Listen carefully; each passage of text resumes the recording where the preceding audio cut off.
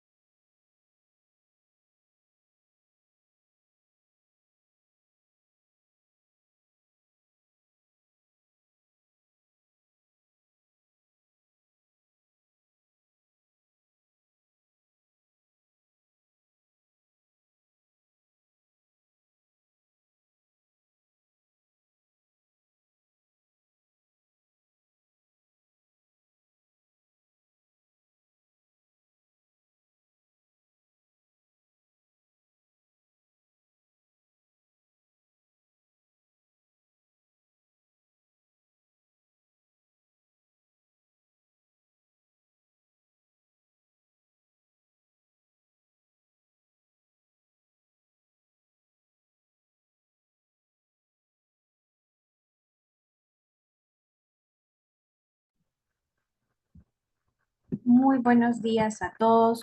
Muchas gracias por acompañarnos en esta mañana. En nombre de AmCham Honduras, les damos la más cordial bienvenida a este webinar desarrollado en alianza estratégica con Consortium Legal en Honduras a través del Comité Legal de AmCham. El tema que nos reúne hoy es la ley del beneficiario final, aspectos legales clave que debes conocer, parte 1. Agradecemos sinceramente el tiempo que han dedicado para acompañarnos en esta importante jornada, ya que la ley del beneficiario final continúa siendo un tema de gran relevancia para las empresas, ya que su adecuado cumplimiento no solo responde a una obligación legal, sino que también fortalece la transparencia, la gobernanza corporativa y la seguridad jurídica de las organizaciones. Durante esta sesión, nuestra conferencista abordará los principales aspectos legales que toda empresa debe conocer, incluyendo la identificación del beneficiario final, las obligaciones para empresas y accionistas, plazos de cumplimiento, confidencialidad de la información, sanciones por incumplimiento y las acciones a tomar y mejores prácticas. Esperamos que esta conferencia sea de muchísimo provecho. Estamos seguros de que este espacio les va a brindar información práctica y valiosa que podrán aplicar en sus organizaciones. Les recordamos a todos los participantes que desde este momento pueden realizar sus preguntas o consultas a través de la sección de preguntas y respuestas o Q&A en la plataforma de Zoom, ya que al finalizar la presentación contaremos con un espacio de preguntas y respuestas donde nuestra conferencista atenderá sus consultas e inquietudes.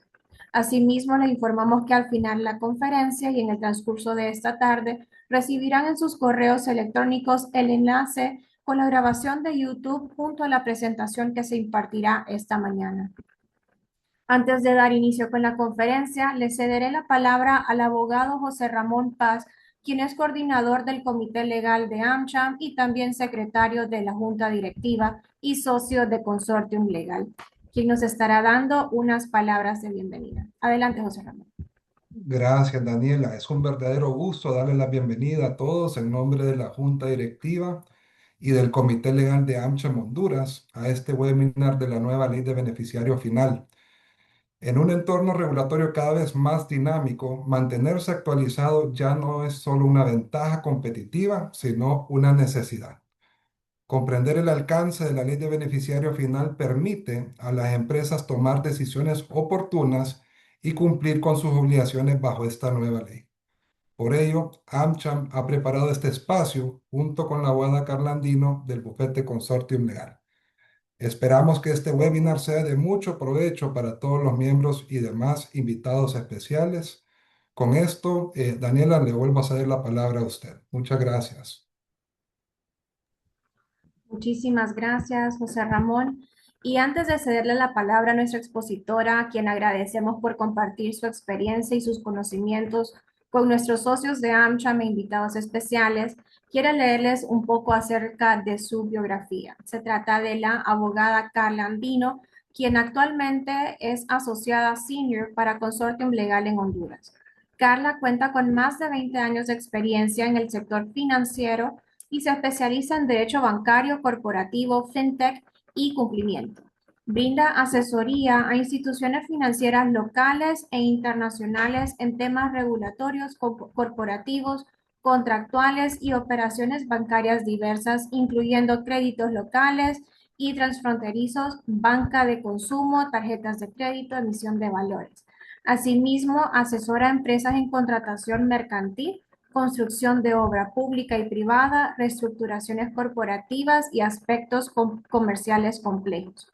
En el sector fintech, ha apoyado a compañías que ofrecen procesamiento y pasarelas de pago, billeteras electrónicas, sistemas de pago minorista, entre otros. Además, ha desarrollado programas de cumplimiento y gestión de riesgos en prevención del lavado de activos, financiamientos al terrorismo, políticas de anticorrupción para corporaciones multinacionales e instituciones financieras. Su experiencia incluye haber sido directora del departamento legal del grupo financiero Citi en Honduras, donde creó y lideró el área legal para banca corporativa, consumo y tarjetas de crédito, además de implementar políticas de gobierno corporativo y gestión de riesgo legal. También trabajó como consultora del Banco Mundial en Washington, D.C., en temas de análisis de marcos legales y acceso a mercados económicos, crediticios y laborales. Previamente, también fue consultora y asesora en derechos humanos, participando en la comisión que impulsó reformas legislativas contra la trata y explotación infantil. Así que sin más, le cedo la palabra a Carla Andino, quien va a comenzar con la presentación. Adelante, Carla. Muchísimas gracias, Daniela. Realmente es un placer poder estar aquí con ustedes. Como decían antes, tanto Daniela como José Ramón, muchas gracias por su tiempo. Esperamos que esta hora que vamos a estar juntos sea de mucho provecho para ustedes, que puedan irse no solo con información, sino también con, como lo dice el tema del webinar, con temas claves que ustedes tienen que saber para a la vez implementarlos en su día a día, en sus empresas, en sus roles. Y pues, como mencionaba Daniela, queremos también al final tener un tiempo de preguntas y respuestas, porque más que, de nuevo, solo recibir mucha información, queremos también poder interactuar con ustedes en la medida de lo que el tiempo nos permita y poder ir así evacuando preguntas. Así que nos encantaría que nos puedan ir compartiendo también sus preguntas en el chat. Así que vamos a comenzar. Si nos pueden compartir la presentación. Primero, comenzar mencionándoles que esta es una ley que fue aprobada recientemente a inicios de este mes, perdón, a finales del mes pasado, pero salió en vigencia, fue publicada ya en la Gaceta a inicios de este mes, el 3 de julio.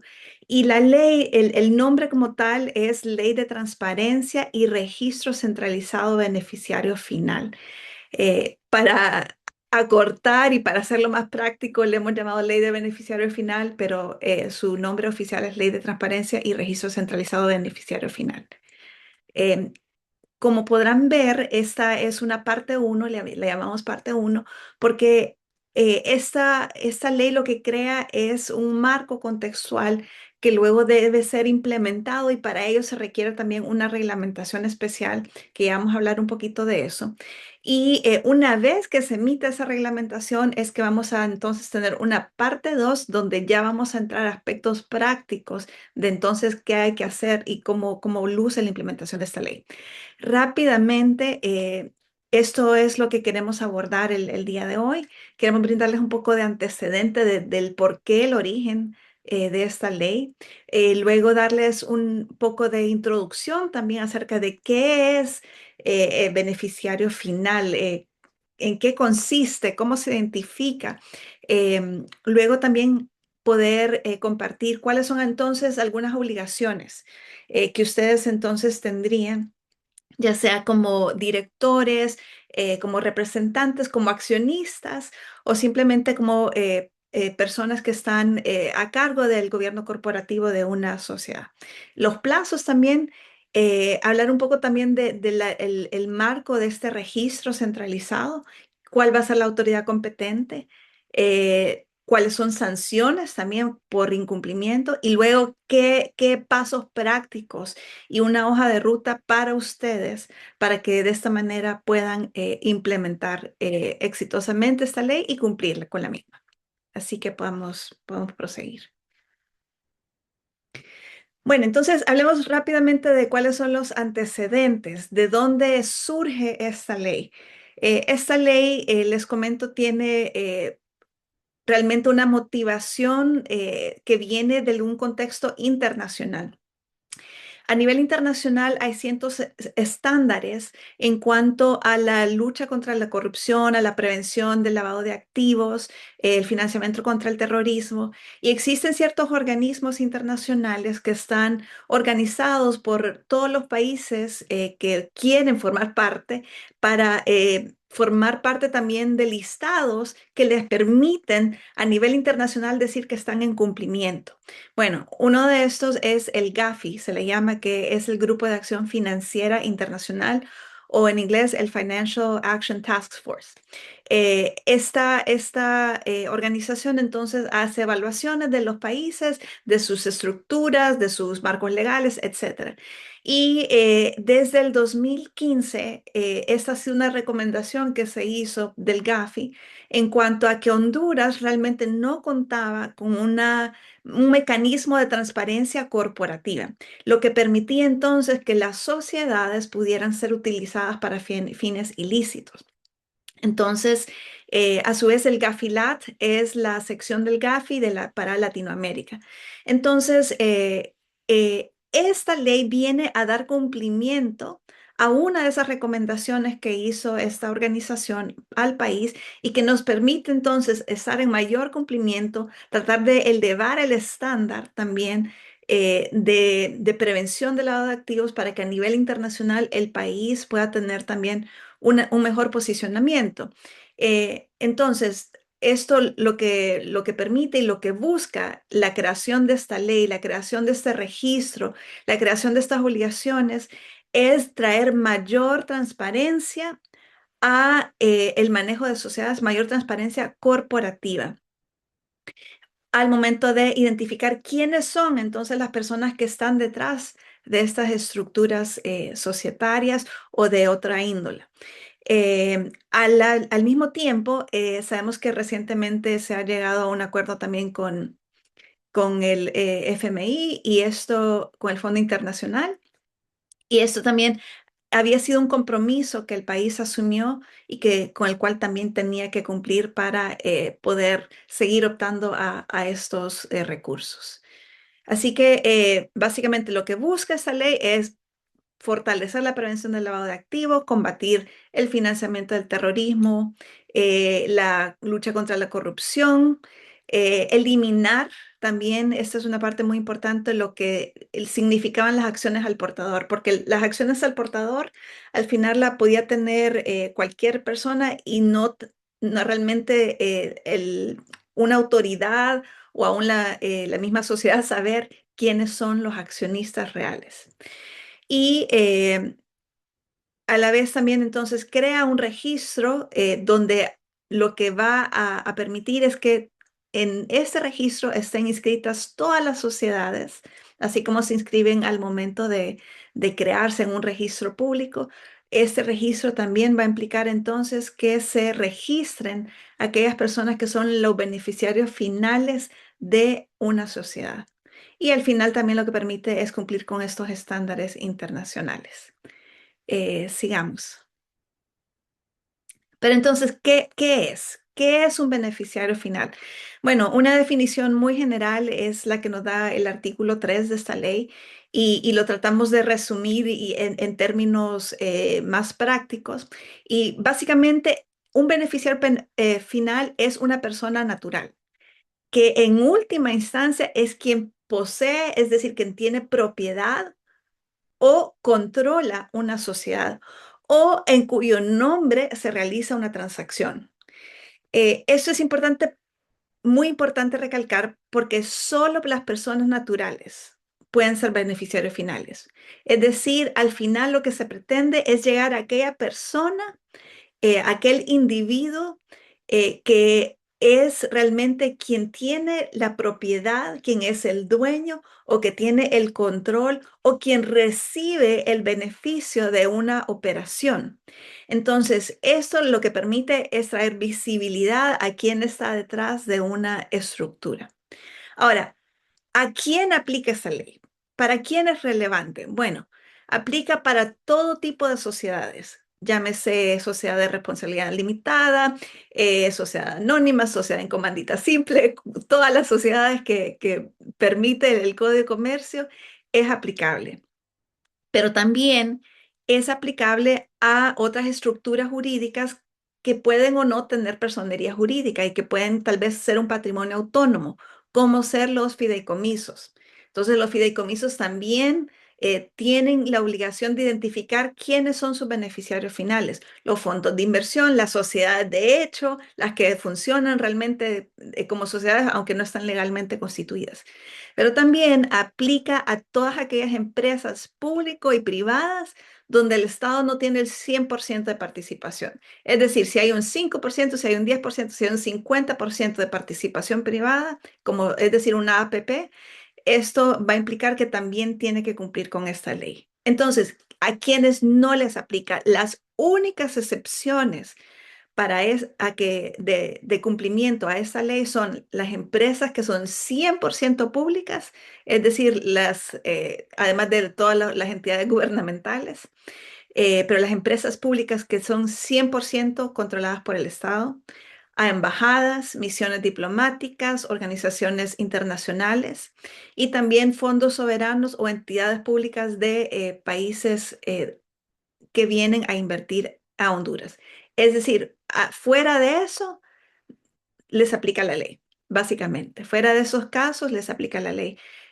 Por ahí alguien nos consultaba si les aplica a las empresas que están en zonas libres, en regímenes especiales. La respuesta es que sí, porque estas son las únicas excepciones que la ley contempla.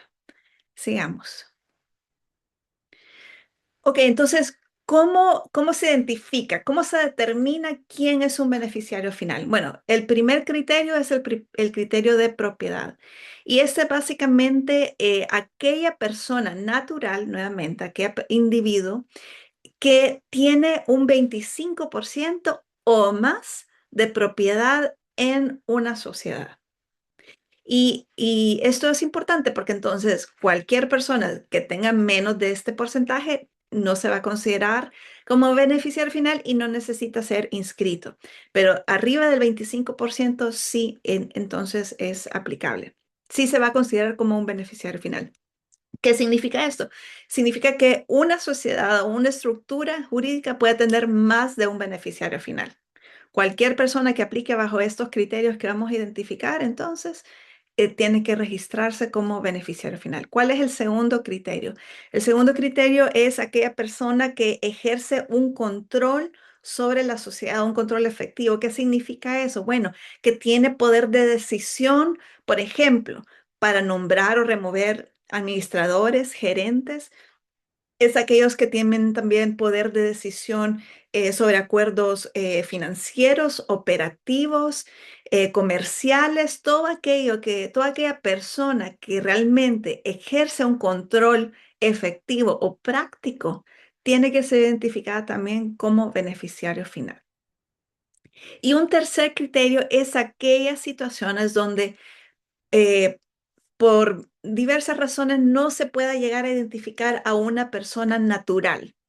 ¿Qué significa esto? Bueno, por ejemplo, hay muchas empresas con capital extranjero, por ejemplo, que sus accionistas consiste en sociedades, consiste en una cadena de sociedades que están aún fuera de Honduras y que al final los dueños, los verdaderos dueños, están en una bolsa de valores porque las acciones al final son públicas y por lo tanto no es posible identificar a realmente personas, individuos que están de manera específica. Entonces, en estos casos, lo importante es tener clara la cadena de propiedad. es tener clara entonces por qué es que no se puede identificar a una persona natural como beneficiario final.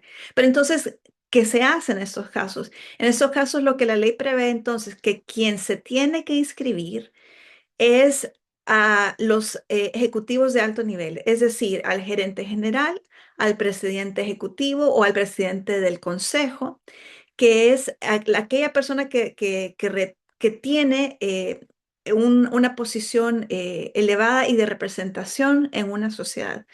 Ahora, cuando se hace la inscripción, entonces, en este escenario, sí se hace la aclaración que esta persona se registra en esa condición y no en una condición de beneficiario final. Sin embargo, lo que la ley pretende es vincular a esta sociedad, a esta estructura con una persona natural o responsable también.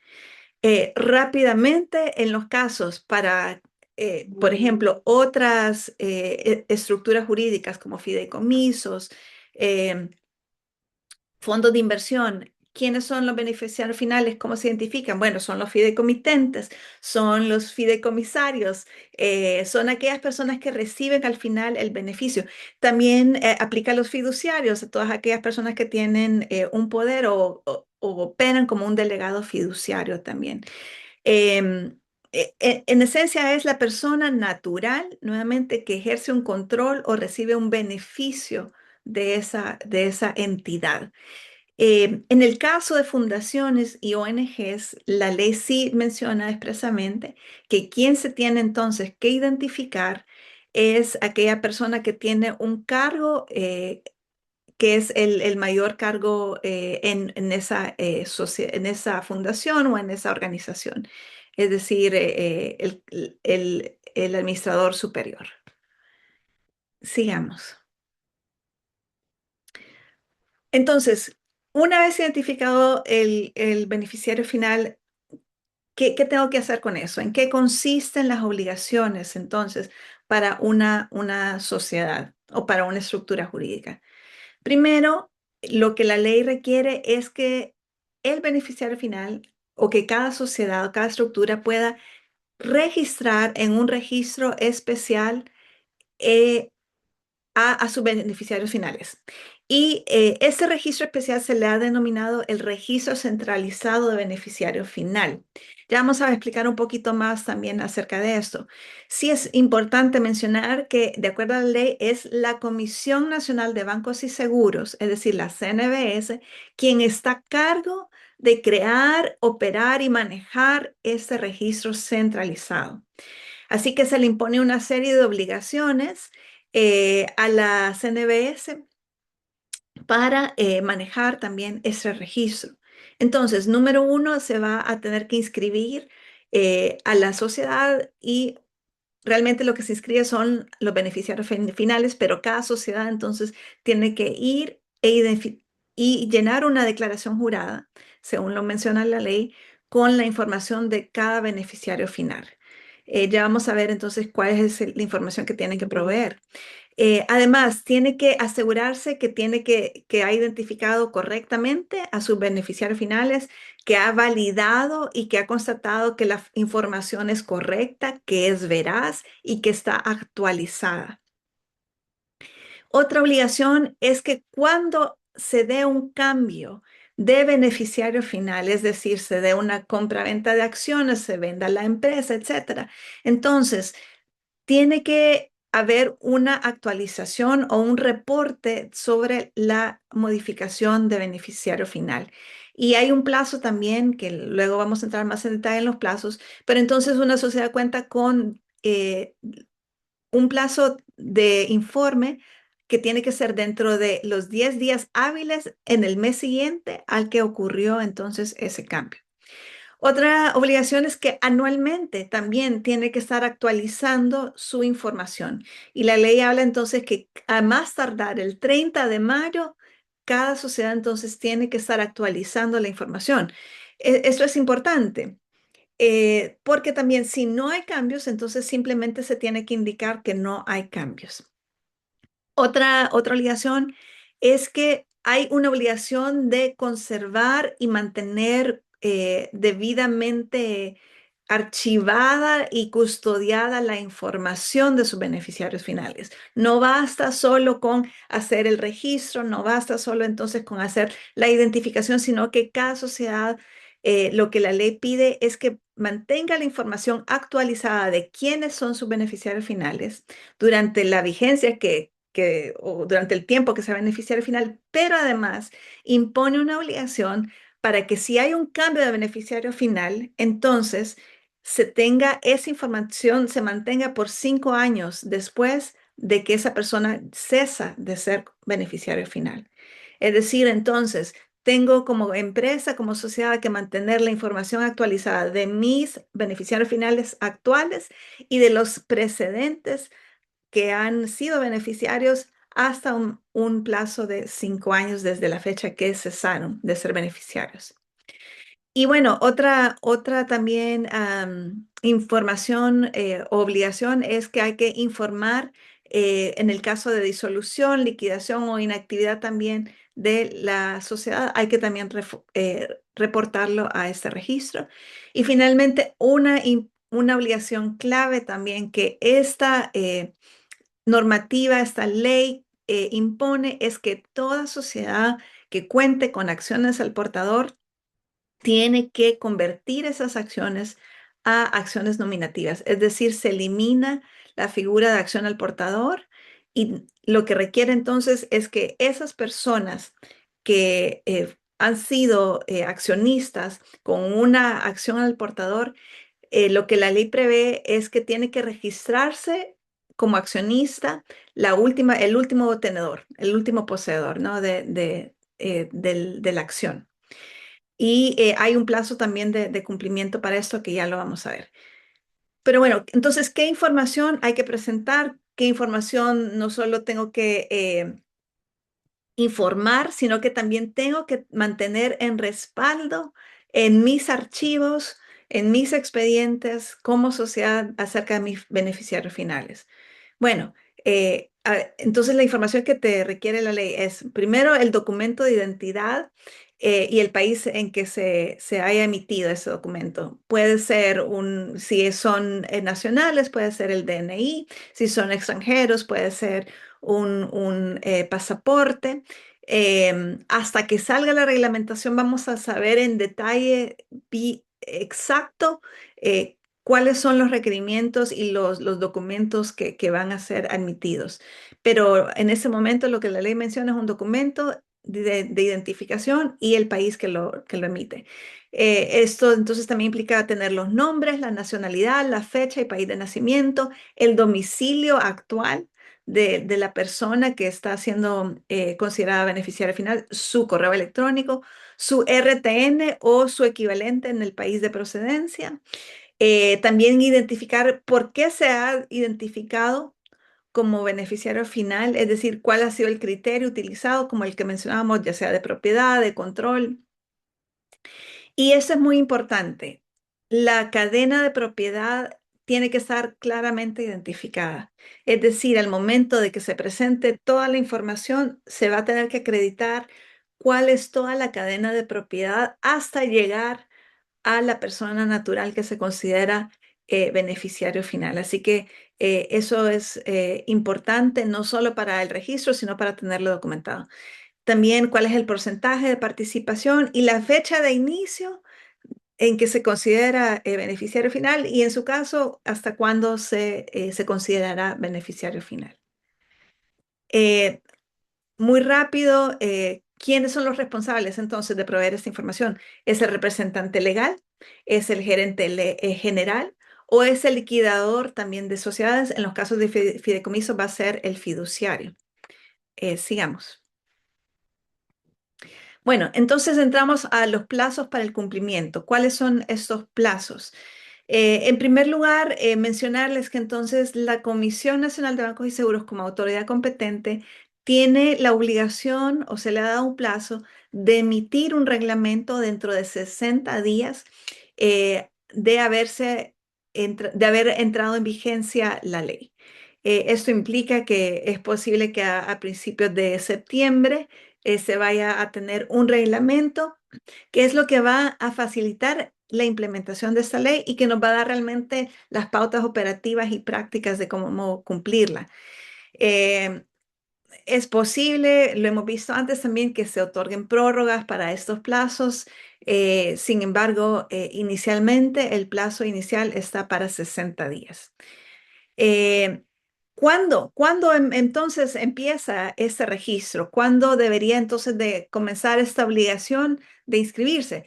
Bueno, de acuerdo a la ley son 6 meses desde que entra en vigencia. Eso implica que a principios del mes de enero del 2027 debería de estar ya habilitado este registro.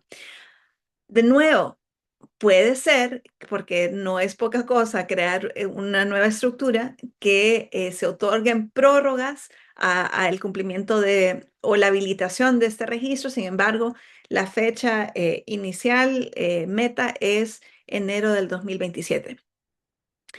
Otro plazo clave, entonces, como hablamos, es el plazo para convertir sus acciones al portador a acciones nominativas. Y este es una obligación que realmente debería de poder implementarse desde ya o ejecutarse desde ya. Y es porque se tienen 6 meses para hacer este cambio. Importante mencionar que no solo es el cambio o el canje de acciones, ¿no? Implica también revisión de estatutos, adecuación de reglamentos internos, de escrituras sociales. Es todo un proceso entonces que tiene que llevarse a cabo por cada sociedad que tiene acciones al portador para entonces adecuarse a esta nueva ley. Ok, el siguiente plazo que es importante conocer es que una vez que esté habilitado el registro, una vez que esté en funcionamiento el registro, se va a contar con un plazo de 4 meses para que toda sociedad vaya y toda estructura vaya a inscribir a sus beneficiarios finales.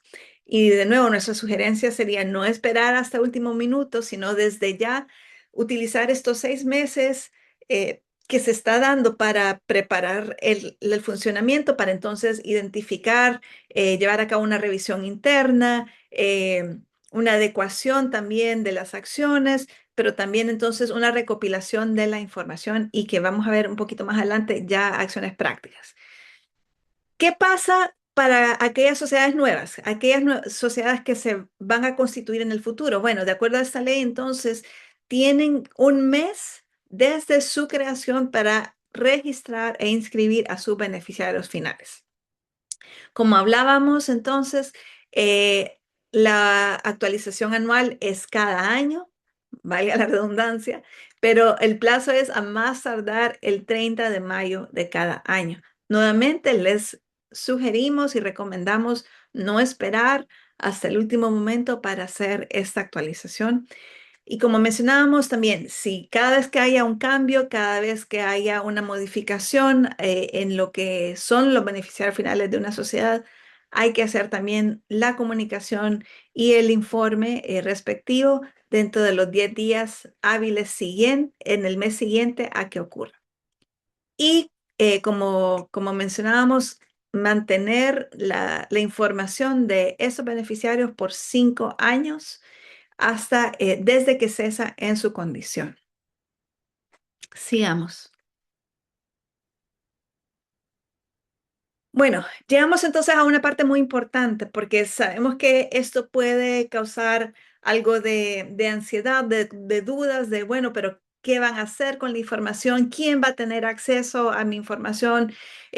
No me gusta la idea, no nos gusta la idea de que la información de nuestros accionistas, de nuestros beneficiarios esté de manera pública. Y entonces, aquí lo que queremos entonces es aclarar algunos puntos que la ley menciona y que es importante mencionar. En primer lugar, de nuevo, recordar que es la Comisión Nacional de Bancos Inseguros que va a ser la autoridad reguladora, administradora de este registro. Eso es bien importante porque la CNBS, ya como regulador bancario, financiero y de instituciones supervisadas, ya tiene una experiencia, tiene un récord de manejar información confidencial y sensitiva de instituciones financieras de manera apropiada, con controles, con medidas de seguridad tecnológicas, con medidas para sus funcionarios. Así que eso creo yo que fue una buena decisión el pedir o el asignar a la CNBS este rol porque ya tiene esta experiencia, ya tiene este know-how. Pero entonces, ¿quién tiene o quién va a tener o puede tener acceso a la información? Bueno, la buena noticia es que la información se considera información confidencial y no cualquiera va a tener acceso a esa información.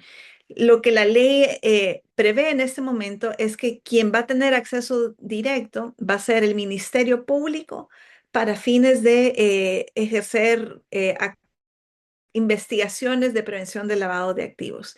También menciona a la ONCAE, que es la organización encargada de las contrataciones del Estado, del registro de las contrataciones del Estado.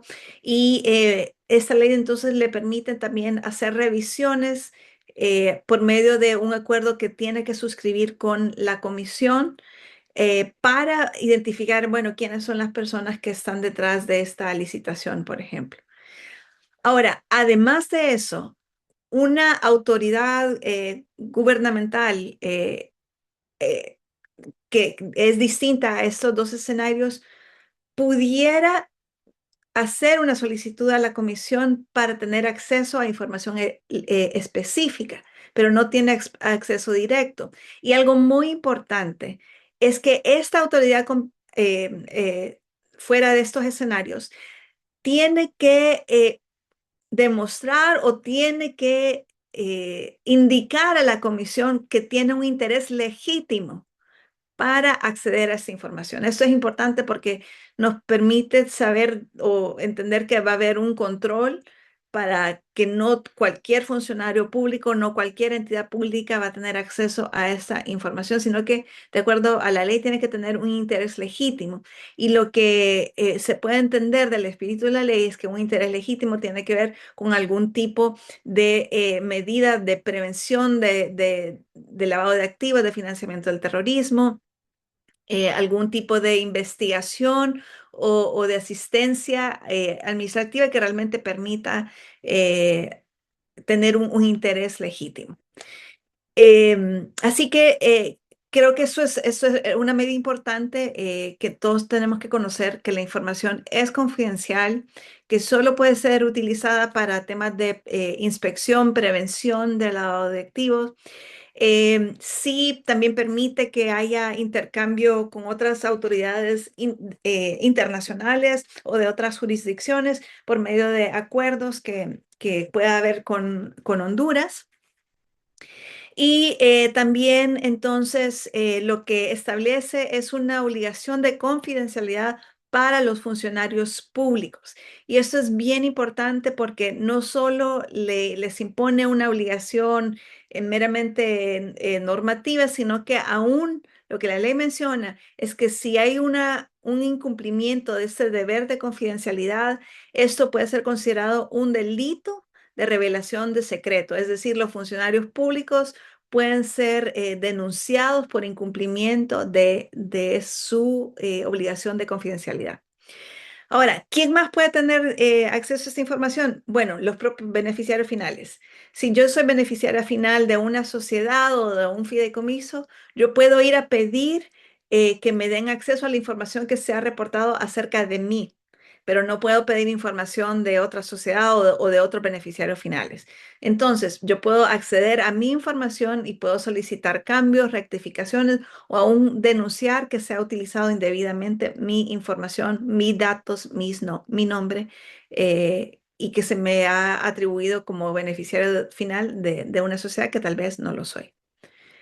Adelante. Bueno, ¿cuáles son las sanciones o cuál es la implicación de incumplir? En primer lugar, la ley nos habla de multas financieras, económicas, y que pueden ir de 20 a 500 salarios mínimos. Esto va a depender, uno, del tipo de gravedad del incumplimiento, del tamaño también y la naturaleza y capacidad económica de la entidad o de la sociedad. Así que posiblemente una sociedad pequeña no va a recibir la misma multa que una empresa con un capital más grande.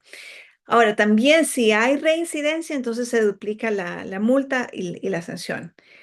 Sin embargo, hay también acciones específicas por no cumplir con la conversión de acciones al portador, y por eso hacemos énfasis en que esto es algo que se debería de tomar en cuenta e implementar desde ya, porque son multas de 10 a 100 salarios mínimos por no cumplir con el plazo de conversión. ¿Cuáles son las implicaciones si no se convierten dentro de ese plazo? Bueno, básicamente esas acciones del portador quedan sin valor y se suspenden todos los derechos. Los accionistas con títulos al portador no van a poder recibir dividendos, por ejemplo, no van a poder ejercer sus derechos de accionistas. Como mencionamos entonces, también hay sanciones a funcionarios públicos, y esto viene también de que puedan haber funcionarios públicos que utilicen accesos de otros, por ejemplo, porque van a haber accesos muy restringidos. Puede haber responsabilidades laborales, civiles o penales, y aún la comisión puede denunciar también. Sí, sí me gustaría aquí mencionar que no solo el incumplimiento se trata de multas económicas, y eso es muy importante mencionarlo, porque si la comisión al momento de hacer algún tipo de revisión o análisis identifica de que ha habido mala fe o que eh, se obvió cumplir con el reporte o la revelación de los beneficiarios finales, pueden haber denuncias hasta penales también por ocultamiento de información o por sospechas también del delito de lavado de activos. Así que es un tema sensible que por eso recomendamos tomar con la importancia del caso. Sigamos. Y de aquí ya vamos aterrizando. ¿Cuáles son entonces las implicaciones prácticas? Bueno, tiene implicaciones a nivel de gobierno corporativo, que ya vamos a entrar más en detalle. ¿Qué tengo que hacer? Bueno, revisar estructuras, documentar la cadena de propiedad, actualizar registros.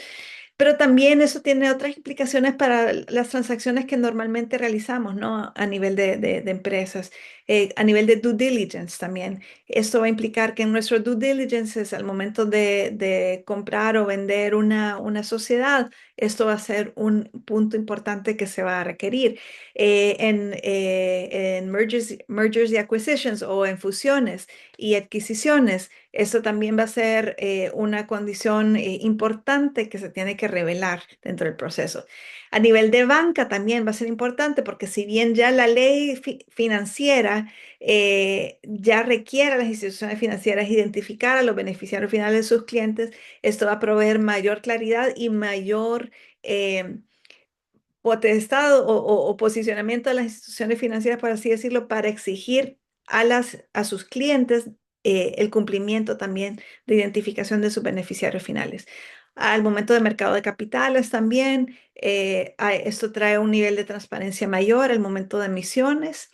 Y también en cuanto a financiamiento estructurado, como hemos visto con fideicomisos, vehículos de inversión y todo lo que tiene que ver también con estructuras jurídicas en transacciones. Así que sigamos.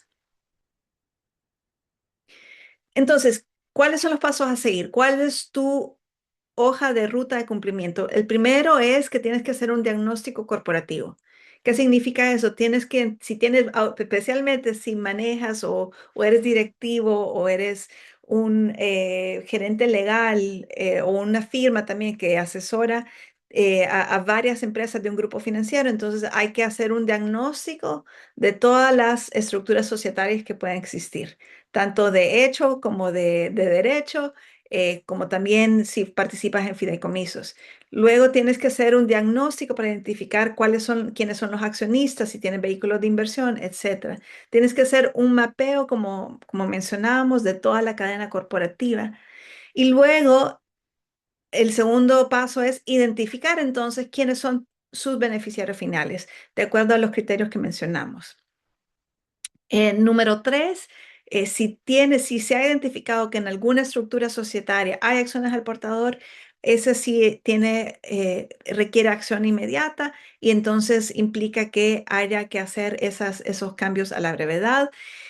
Y aquí viene algo muy importante. No solo implica hacer el diagnóstico, no solo implica hacer la identificación, sino que implica el mantener una documentación soporte adecuada, porque de nada va a servir que hagamos el registro, la información, si luego no tenemos la documentación de soporte. ¿Por qué? Porque la Comisión Nacional de Bancos y Seguros tiene la facultad y la potestad de ir a hacer revisiones, de pedir información y es importante entonces que todo lo mantengamos bien documentado.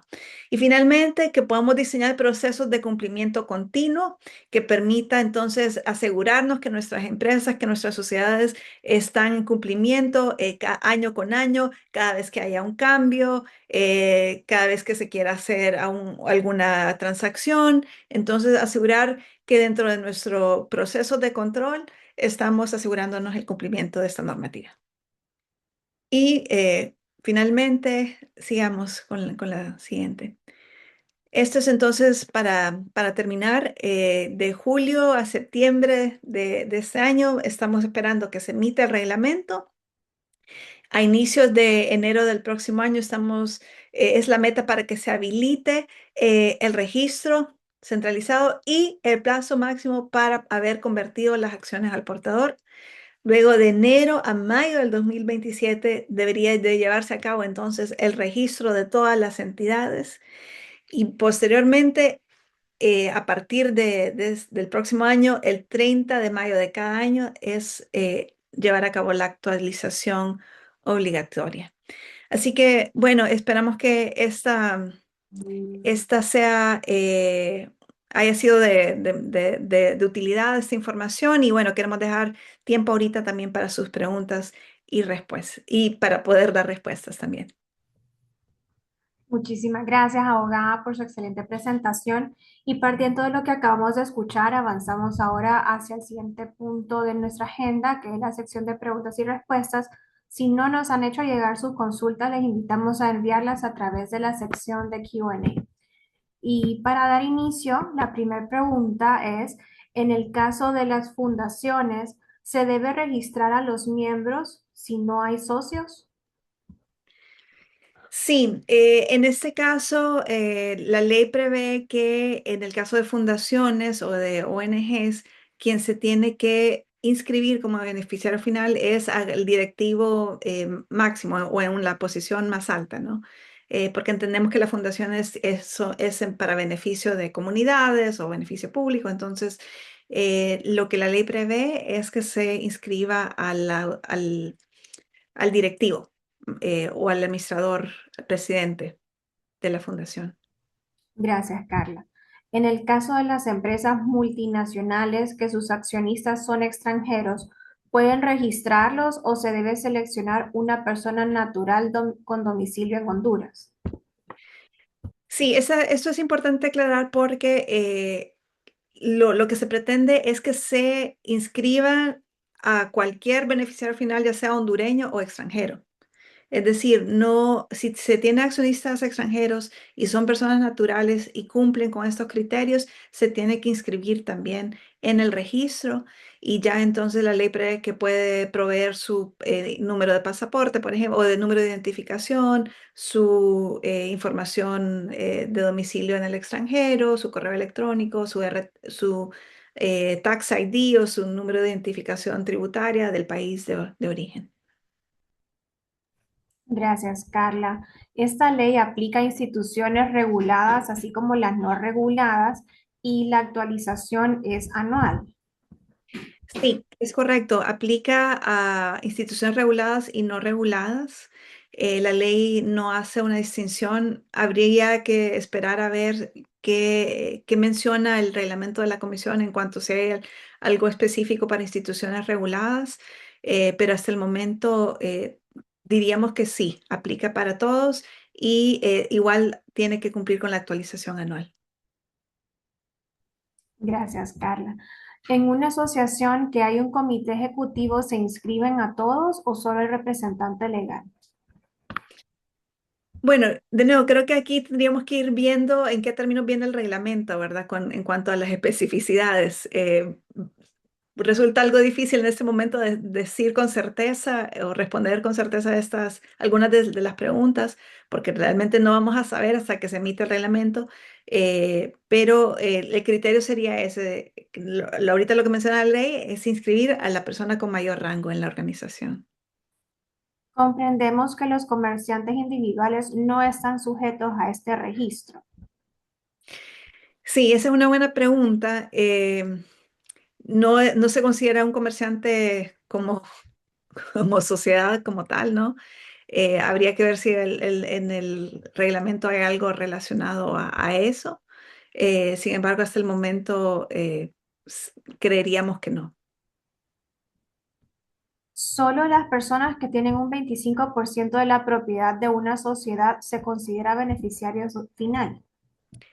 Sí, en cuanto a si se aplica el principio de propiedad, pero si hay personas, si hay accionistas, por ejemplo, que tienen menos de 25%, pero realmente tienen un poder de control que aunque su voto oficial sea un porcentaje menor, pero realmente esa persona es quien determina quiénes son los directores, por ejemplo, de una sociedad o ejerce control sobre la operación de una sociedad, la ley le considera también un beneficiario final por el criterio de control.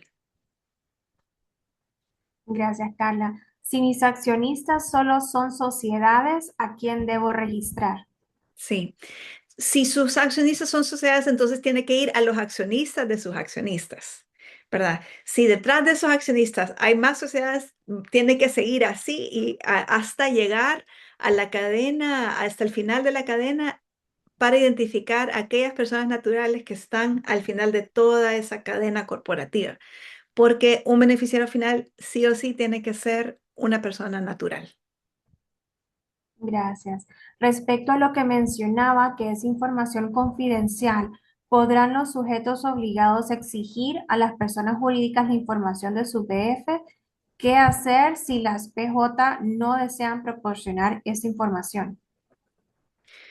Sí, en efecto, es una obligación que tienen que cumplir, ¿verdad? Entonces, cuando hablamos de sujetos obligados, entiendo se refiere a la sociedad, tiene que requerirle a sus accionistas esta información. Si los accionistas no quieren proporcionar esta información, entonces se va a estar exponiendo a la sociedad a una multa, a una sanción y a un riesgo reputacional también. Así que esto es importante mencionar. Ay, gracias. ¿Nos puede hacer un ejemplo sencillo de un beneficiario final de una SDRL, de una BIPYME, que tiene dos socios con participación del 50% de acciones para cada una?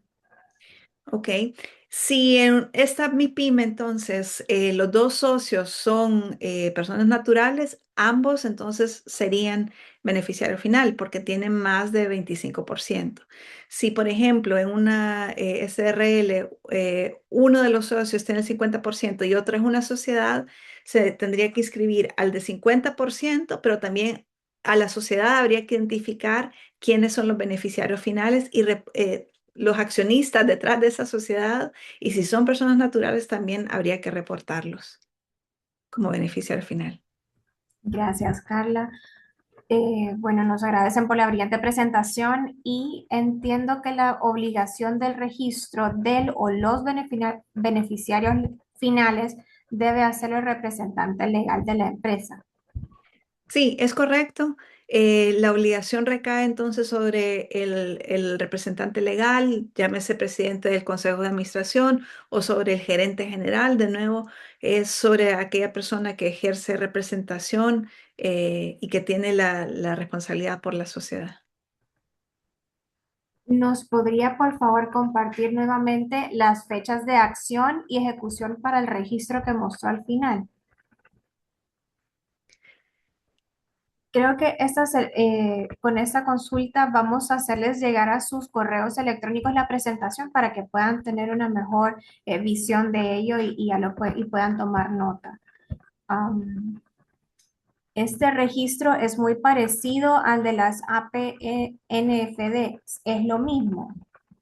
Muy buena pregunta. No es lo mismo. Las APNFDs son empresas o rubros, industrias muy específicos que la ley de APNFDs les requieren un nivel mayor de cumplimiento de medidas para la prevención del lavado de activos. Entonces, es un registro distinto. En el registro de APNFD solo tienen que inscribirse aquellas sociedades o empresas que ejercen algún rubro que se considere una actividad no financiera designada, que tiene que cumplir con una serie de requerimientos a nivel de prevención del lavado de activos, como contar con un manual de cumplimiento, un programa, un gerente de cumplimiento. Este no es el caso. Este es un registro aparte. Este registro de beneficiario final tiene que inscribirse toda sociedad, toda entidad, toda estructura jurídica. Entonces son distintos. Gracias, Carla. ¿Se debe realizar revisión de todas las reformas de escritura o solo escritura de constitución y la última reforma? Pues realmente hay que revisar toda la documentación corporativa societaria en la que se haga mención a acciones del portador para asegurarse que toda esté debidamente armonizada, ¿verdad? Y con eso poder tener una documentación societaria bien estable, equiparada a la normativa actual. Gracias, Carla. ¿Qué sucede cuando en una sociedad todos sus accionistas tienen un 10% de las acciones y dentro de ellos hay personas jurídicas?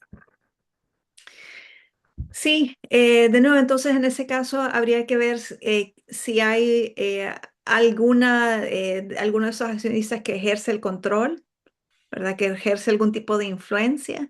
Si no, entonces aplica el porcentaje de propiedad, entonces habría que ver si aplican los otros criterios también que mencionamos. Gracias, Carla. ¿Qué sucede si cambia la estructura accionaria o la administración de la empresa? En este caso, si cambia la estructura accionaria, habría primero que hacer entonces un análisis si eso implica un cambio de beneficiarios finales. Si la conclusión es que sí, entonces hay que hacer un informe o hay que reportarlo al registro dentro de los 10 días hábiles del mes siguiente al que ocurra el cambio. Entonces sí hay que estar muy pendiente de ese plazo. Gracias, Carla. ¿Qué implicaciones tiene proporcionar información incorrecta o incompleta? Sí, en esos casos, de nuevo, vamos a tener que ver en qué términos viene la regulación, la reglamentación que emita la comisión. Es más, la ley menciona que la comisión tiene que emitir un reglamento de sanciones para saber entonces el tipo de gravedad, el tipo de incumplimiento y así determinar el tipo de sanción. Lo que sí también es que si hay algo que subsanar, puede que la misma comisión solicite que se subsane, ¿verdad? Si no se subsana, entonces ahí puede venir una sanción por incumplimiento.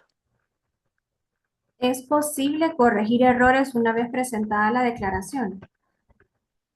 No tenemos ahorita el nivel de detalle de la operación. Creería que sí, porque la ley sí menciona de que los beneficiarios finales pueden pedir modificaciones, rectificaciones o cambios a su información. ¿Cómo deben prepararse las empresas para una eventual fiscalización o requerimiento de información? Esto es súper importante porque por eso hablábamos de que necesitamos no solo realizar una labor de identificación, sino una vez que se ha identificado, hay que documentar todo bien, hay que tener el respaldo, hay que mantener esa información eh, durante un plazo de 5 años. Así que pueden venir auditorías, pueden venir revisiones de parte de la comisión, no solo durante el tiempo que yo tenga ese beneficiario final, sino aún 5 años después. Entonces, aquí la clave es mantener toda la información. eh, Primero, bien identificada, bien actualizada también y ordenada para poder entonces estar listos para cualquier eh, revisión o información adicional que se pueda solicitar. Gracias, Carla. ¿Qué ocurre cuando ninguna persona natural posee el porcentaje mínimo de participación establecido por la ley? Sí, como mencionábamos, entonces, si hay personas jurídicas que están como accionistas, entonces sería de identificar los accionistas de esa persona jurídica hasta identificar a una persona natural. En la mayoría de los casos se va a poder identificar a una persona natural. De manera excepcional, no, como mencionábamos en aquellos casos donde tal vez los beneficiarios o los accionistas últimos son aquellos que están en una bolsa de valores, por ejemplo. Y en esos casos, por ejemplo, sabemos de empresas multinacionales que en otros escenarios lo que hace es que entonces brinda toda la información de la cadena de propiedad hasta decir, y esta es en la bolsa de valores donde están mis accionistas finales. Gracias, Carla. Las organizaciones sin fines de lucro también deben hacer este proceso y cómo se debe hacer. Sí, como mencionamos, también les aplica y en este caso pues es de identificar claramente que es una institución sin fines de lucro y también que se inscriba al miembro directivo con mayor rango o al representante legal como beneficiario final, indicando que es su condición de directivo, no de beneficiario final directo. Gracias, Carla. ¿Qué documentaciones es recomendable conservar como respaldo? Bueno, aquí sería toda la información que estamos proporcionando, ¿verdad? Por ejemplo, si pasaportes, documentos de identidad, el RTN, em, bueno, la dirección esa puede ser nada más en un documento, ¿no? Pueden crearse formularios, formatos, ¿verdad? Las instituciones financieras son muy buenas en ya mantener estos procesos de control de gobierno corporativo, así que podemos aprender de algunos de esos procesos también para nuestras empresas, para simplemente mantener un orden y asegurarnos de que estamos documentando debidamente nuestra información y manteniéndola actualizada también. Gracias.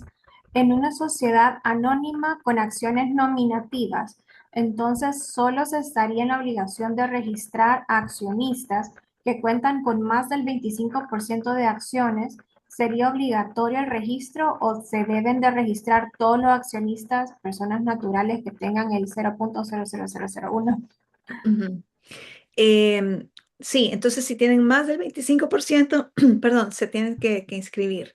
Si tienen el 0.001%, aunque no tenga ese porcentaje de propiedad que le califique, pero si ese accionista es quien realmente tiene el poder de control o el poder de decisión o de influencia, también se tiene que inscribir. Si no, entonces no.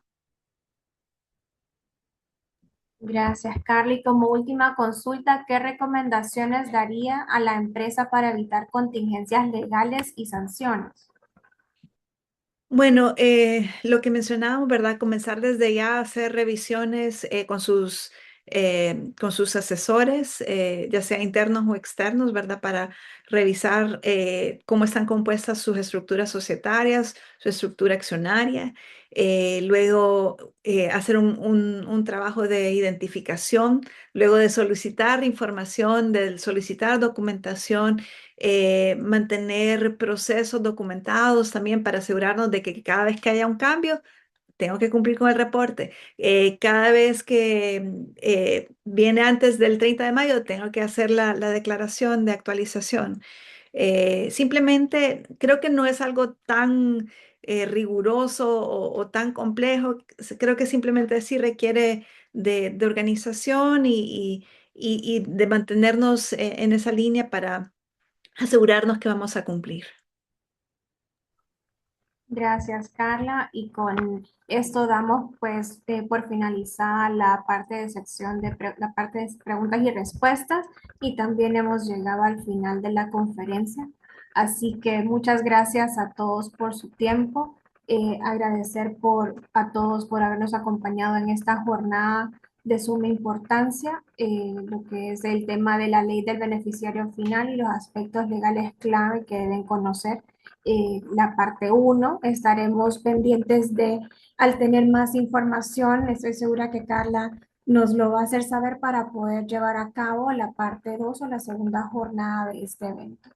En especial también quiero agradecer a Consortium Legal Honduras y por supuesto a la abogada Carla Andino y al abogado José Ramón Paz, quienes hicieron posible que realizáramos el evento de esta mañana a través del Comité Legal de AmCham. Les recordamos a todos que si desean ver nuevamente la conferencia, pueden suscribirse a nuestro canal de YouTube de AmCham Honduras, donde podrán encontrar todos nuestros seminarios y conferencias en línea. De igual manera, se les estará enviando a sus correos el link de YouTube con la conferencia y la presentación impartida esta mañana. También les invito a seguir nuestras redes sociales, se tratan de Facebook, LinkedIn, X e Instagram. Nos pueden encontrar como AmCham Honduras, en las cuales los mantendremos informados acerca de nuestros siguientes seminarios y conferencias. Sin más, damos por concluida la conferencia de esta mañana. Nuevamente, muchísimas gracias a todos y que tengan un feliz día.